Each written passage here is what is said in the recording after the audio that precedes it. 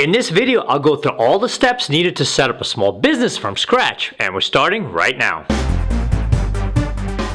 Hey guys, Elliot here. So you decided you want to start up a small business. Excellent idea, and entrepreneurship is a topic I will talk a lot about this year. Today though, I want to go through the fundamentals of what you need to get going from an idea to an actual online business presence, and all of it can be done in pretty much one day. Now we're not going to talk about the business itself, as that is a whole separate topic, so for now I will assume that you have that covered and you know exactly what it will do and how you will run it. Instead, we'll discuss all the other topics like type of business entity to register as, how to set up the business name, website, email, address, and phone, as well as fundamentals of business advertising and promotion. So a lot of what I will talk about is applicable to any venture, but we need a specific example to work with. So to keep things simple, let's say you are starting up a completely online business that specializes in technical staffing and recruiting of IT personnel. This will be a very straightforward and small operation consisting of just you and your friend, and you will contact potential recruits in the IT field and try to place them with companies looking for talent, for which you will be paid a recruiting fee. Easy enough and pretty good money if you can find clients in the corporate world and some great IT personnel for them to interview and hire. So what is the first thing you will need to do? Well, that would be naming your new company. The business name you choose must be memorable and quickly communicate who you are to the world. It's your first introduction to customers and clients, and it's a name you'll be reading, writing, and speaking out loud for as long as your business is operating. Now this can be a serious undertaking, and though you probably don't need to do this, new startups sometimes do hire professional naming experts to not only come up with a name that resonates well, but also projects the right image and hopefully makes sense. Also, and this is really important, the name can't already be taken by another company, and you will need to check this. Where do you look to check business names? The best sources are Google, Yelp, LinkedIn, and Crunchbase, and running your chosen name through these would be a great first step to see if anyone else has gotten ahead of you. However, this may not be enough. There's always a chance that some company has already registered the name but doesn't yet have an online presence, so you'll need to dig a bit deeper. I suggest you visit the website of the U.S. Patent and Trademark Office at uspto.gov. They have a database of trademarks that you can look at with a search system called TESS. If anyone trademarked a name, it'll show up in there. Next, you can check the ICANN domain name registration lookup, and that's found at lookup.icann.org. ICANN stands for Internet Corporation for Assigned Names and Numbers, and they keep track of Internet DNS entries, so if a competitor registered their company for a future website, you could easily find out. Last but not least, check with the Office of the Secretary of your state to see if anyone registered a new company name locally. Okay, so in our example, let's say you did not use any professional help and came up with the name Incredible IT Staffing all on your own. And after checking all the sites I just mentioned, you discover that, surprise, surprise, no one has used the company name before. So once you verify that the name is in fact available, you can either file for a national or regional trademark, which does cost between $225 and $600 and is done with the Patent and Trademark Office. Or you can go the low budget route and just register a domain for your company, let's say incredibleitstaffing.com. Registering a domain is cheap and quick to do, and you can either use a standalone domain registrar like networksolutions.com, or the service also comes bundled with websites design companies like Wix,